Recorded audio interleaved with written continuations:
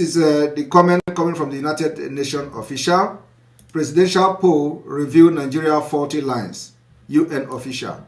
The question is, if they have come to find out this 40 line only just because of the election, does it mean that all the killings of Biafra people, all the impunity going on, it is not enough reason to see that it was a 40 line?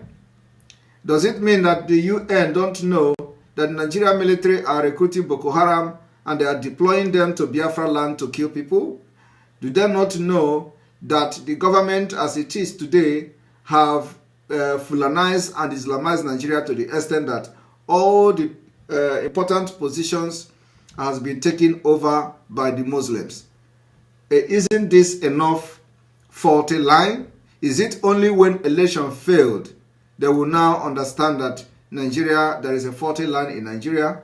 That is the impunity that is going on. So all the killings in the southeast that the Nigeria government are doing, using the governors and politicians, and we have been writing to the United Nations all this while, and they are not responding.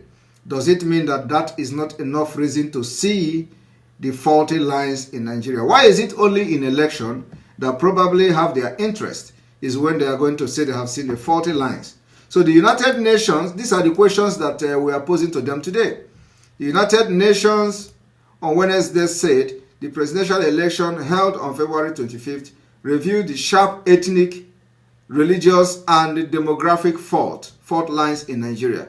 So for the very first time, the UN has come to understand there is ethnic fault in Nigeria, there is religious fault in Nigeria, and there is a demographic fault in Nigeria. Now, this is exactly the reason why there is killings all over Nigeria, why the Fulani Caliphate are killing. They are killing for ethnic cleansing, they are killing for religious reason, they are also killing to change the demography of Nigeria. These three words captured the exact reason why Nigeria is at war without making noise. I want you to understand that when you talk about Ruga, you are talking about demography, changing the demography of Nigeria.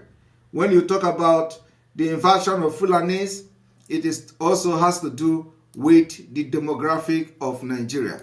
We have seen where they are sharing letters to church to close the churches, and it has to do with the religion.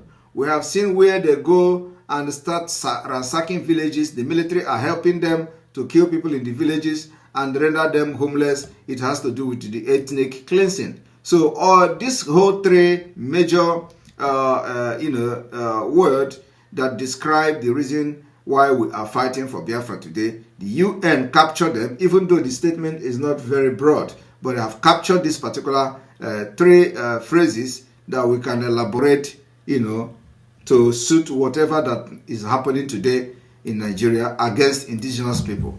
Now, so they say that the election has revealed the ethnic, religious, and demographic fault lines. And this is exactly what I have been shouting before the election and after the election. Yet, some people don't understand what is happening. As UN have identified this particular issue of the election, which we have been making very clearly that it was a very dangerous and ethnic politics that they have played. It has been finally identified by the United Nations. We will not stop here. We will continue to hit the point. We will continue to make Nigeria uncomfortable, and so that international community will talk and they will speak those things they don't want to talk about.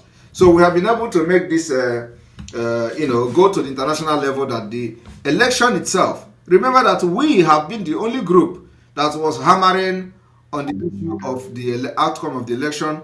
We have been hammering on the issue of the campaign, which was a very dangerous campaign, that it was being followed by the ethnic divide, religiously divided, that P2B were going from one church to another to solicit for vote from Christians.